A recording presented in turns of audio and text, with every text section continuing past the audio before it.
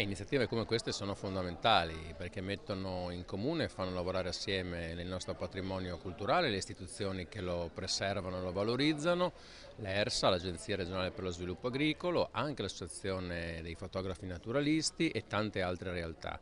È fondamentale far conoscere queste nostre peculiarità, fare conoscere anche il florovivaismo che ha delle picche di eccellenza in questa regione, ma che nel confronto anche con i tanti partecipanti a questa mostra può diventare anche un luogo di attrazione turistica per l'intero Friuli Venezia Giulia, ma nello stesso tempo a questi turisti e alle persone che partecipano far conoscere la nostra cultura, la bellezza di Villa Manin ovviamente, ma anche la conoscenza fotografica delle nostre montagne e della nostra grande biodiversità.